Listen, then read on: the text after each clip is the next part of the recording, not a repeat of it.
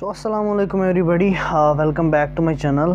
In the previous videos हमने जो है ब्लड किया था लिम्फ सर्कुलेटरी पाथवेज में। हमने लास्ट वीडियो में हमने सर्कुलेटरी पाथवेज देखी थी डिफरेंट एनिमल्स की, and in this video we will be dealing with human circulatory system.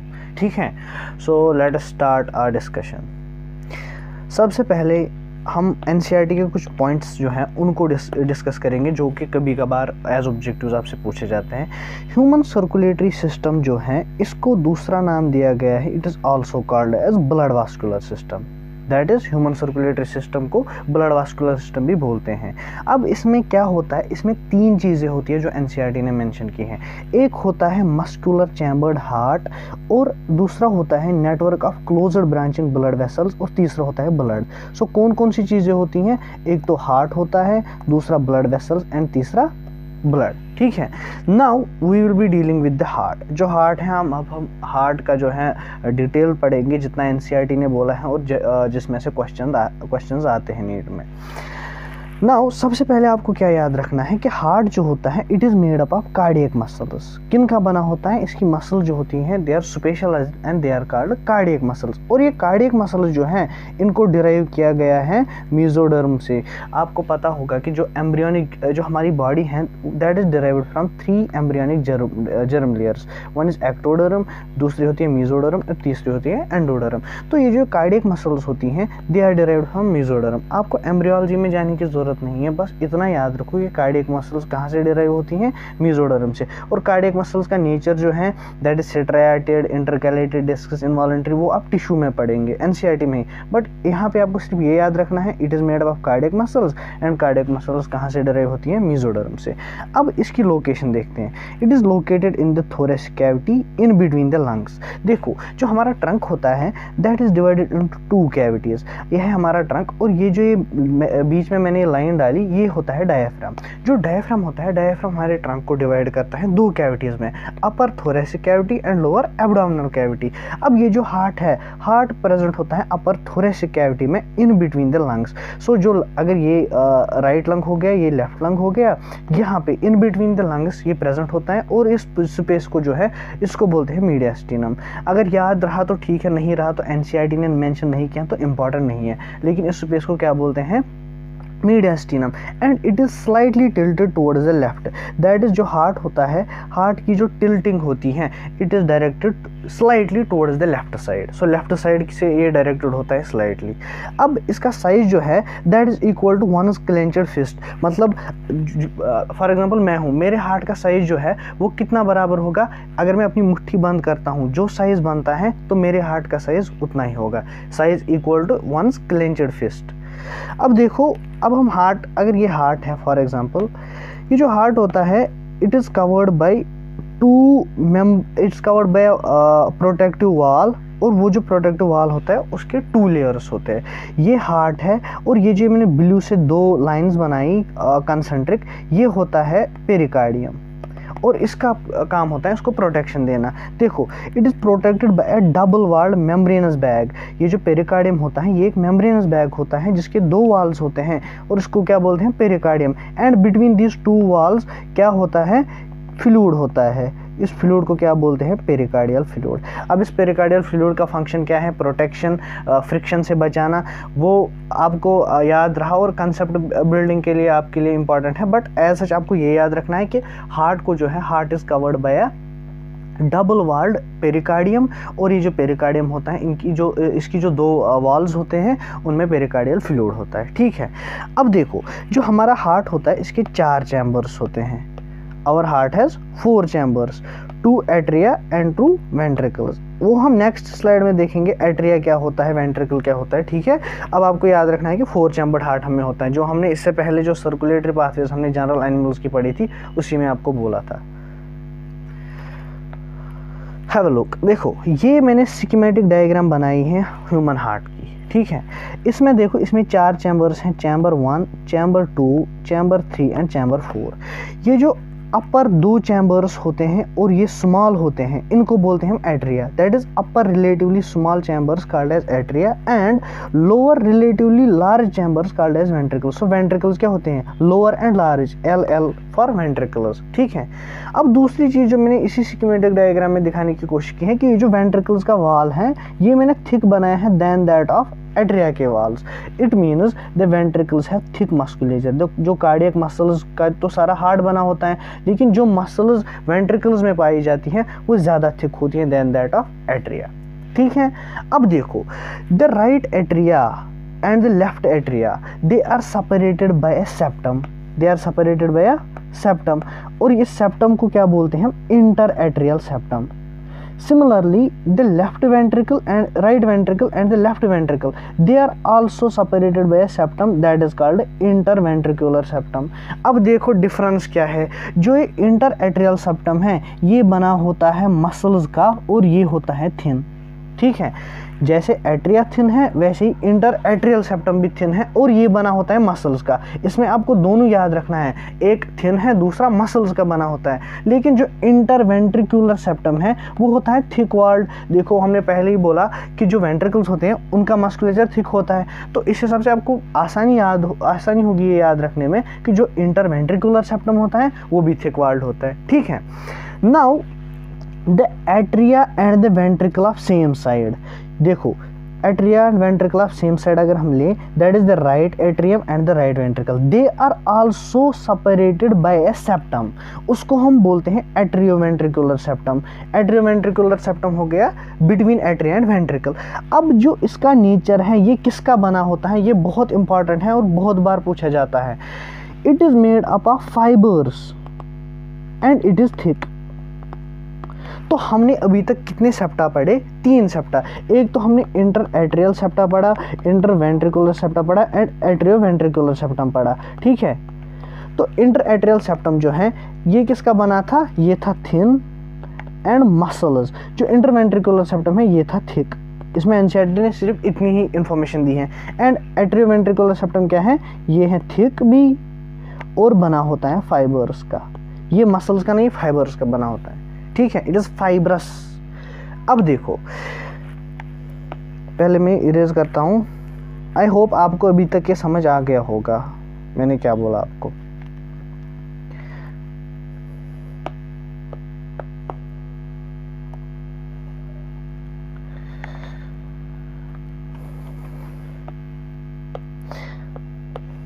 Now have a look here. देखो जो ये राइट एट्रियम और right atrium and right ventricle हैं, इसके बीच में क्या है? Atrioventricular septum. इस एट्रियोवेंट्रिकुलर सेप्टम में ओपनिंग होती है ऑब्वियसली।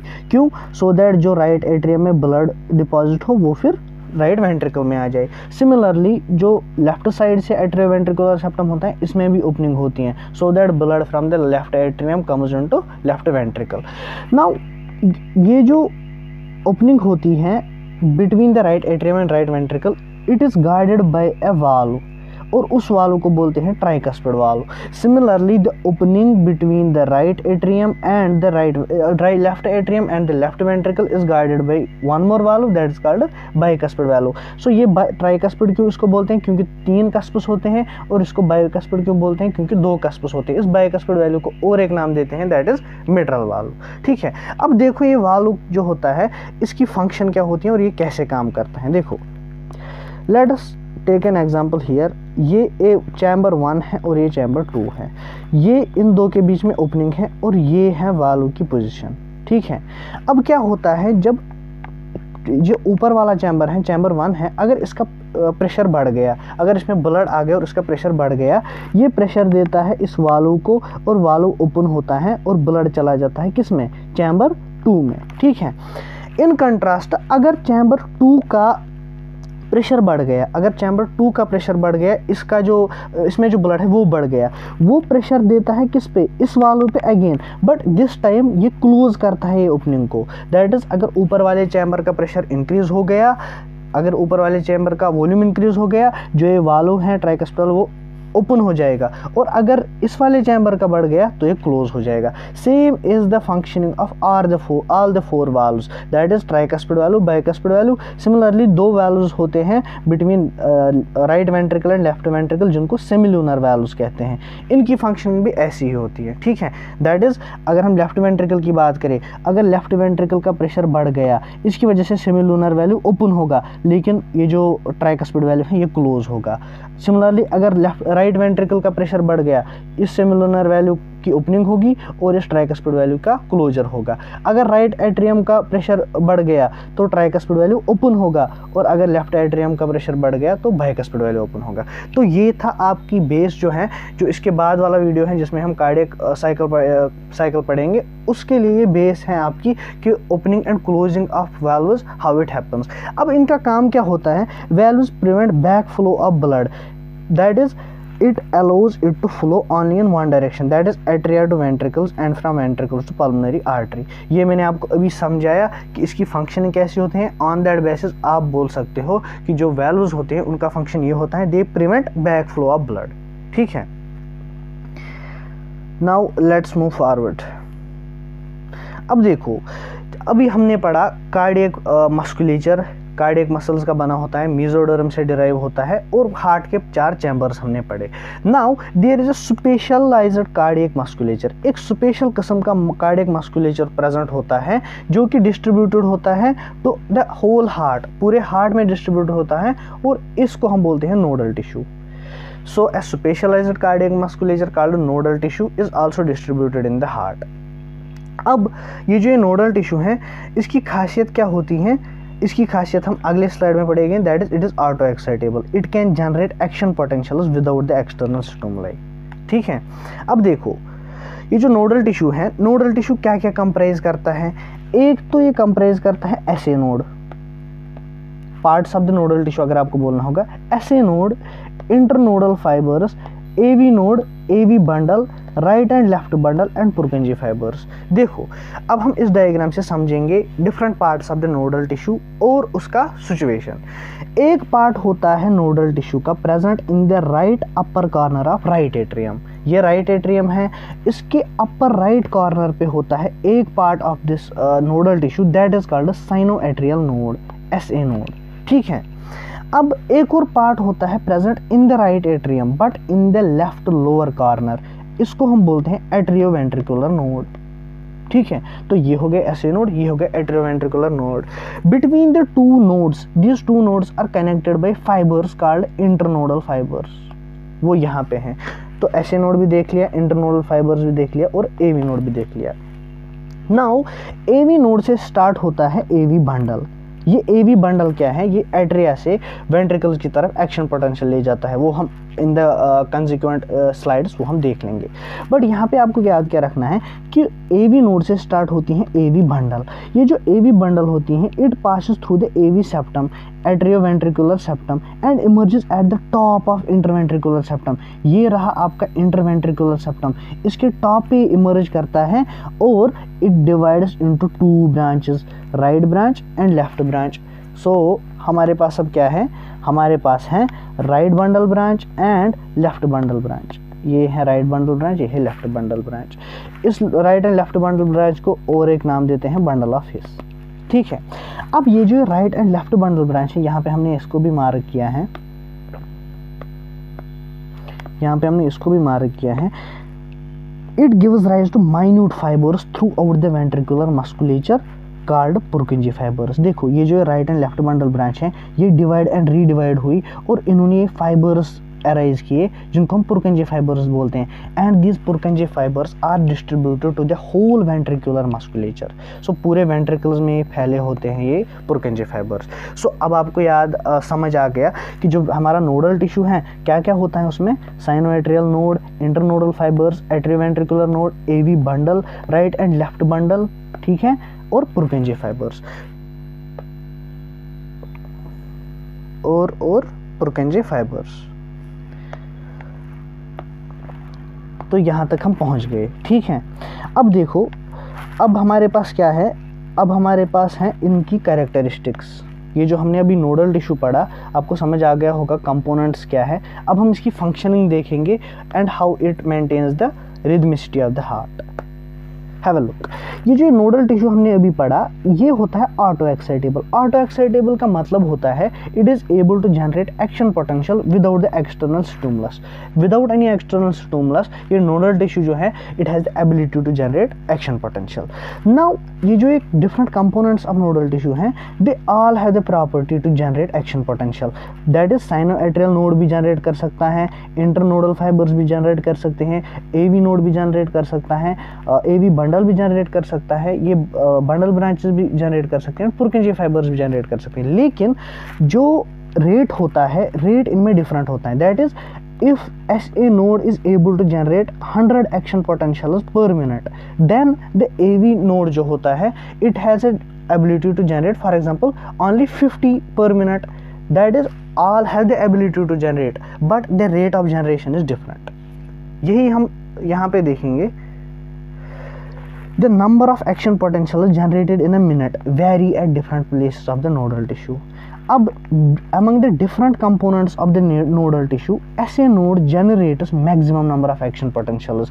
So जो डिफरेंट पार्ट्स हमने अभी देखी कि एवी नोड भी जनरेट कर सकता है, एसए नोड भी, पुरकिंजी फाइबर्स भी, सारे कंपोनेंट्स, इनमें से जो एसए नोड होता है, SA node has the ability to generate maximum, ये maximum number of action potential जनरेट करता है। कितने?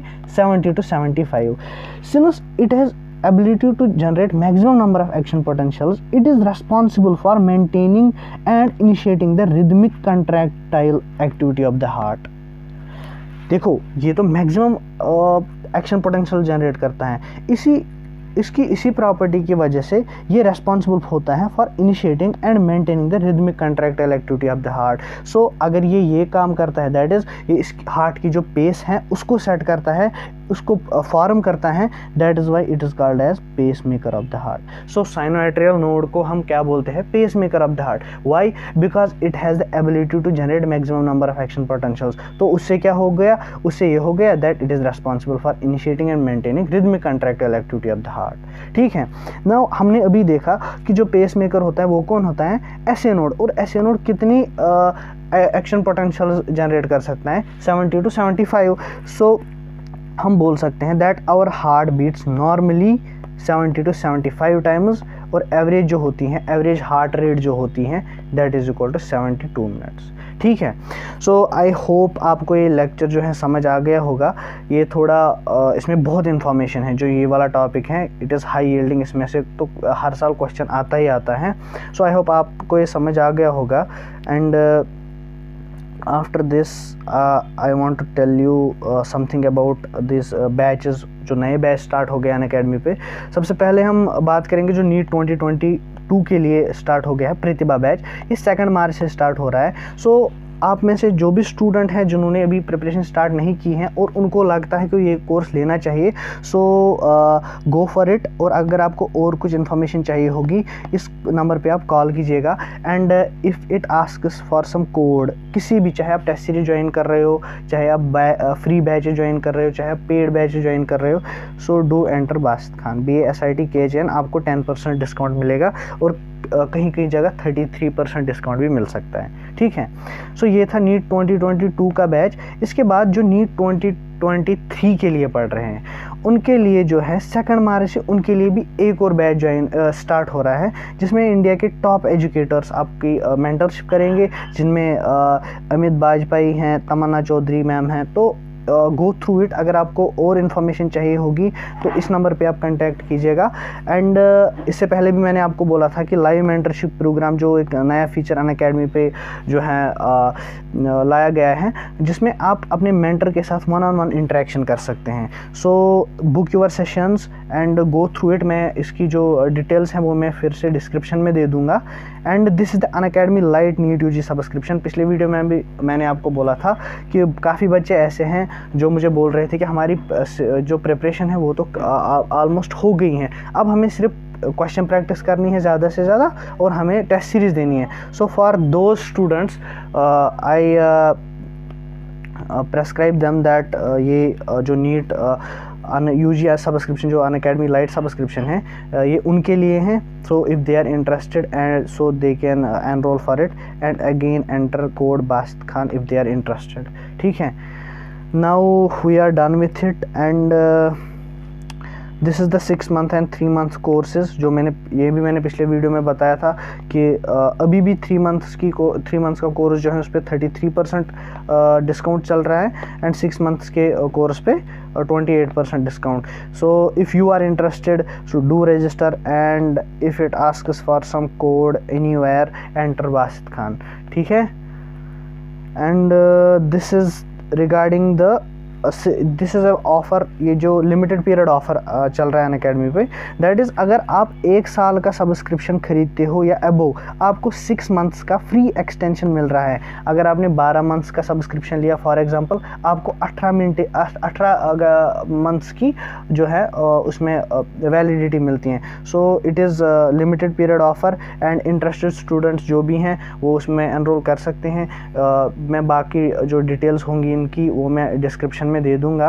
And at the and I hope आपको ये वाला जो वीडियो है ये भी समझ आ गया होगा और आपको समझ आ गया होगा हमारा सर्कुलेटरी सिस्टम क्या है. अगले वीडियो में हम कार्डियक साइकिल देखेंगे and in 3-4 small videos this chapter will be over. So do revise the notes में मैंने हर वीडियो में डिस्क्रिप्शन में दे रखे हैं. एंड वन मोर थिंग, इस वीडियो को ज़्यादा से ज़्यादा शेयर करो अपने फ्रेंड्स को जिनको आपको लगता है कि उनके लिए हेल्पफुल हो सकता है. And give us a boost to complete this series. अच्छे से पढ़िए, गिव योर 100% एंड अल्लाह हाफिज़.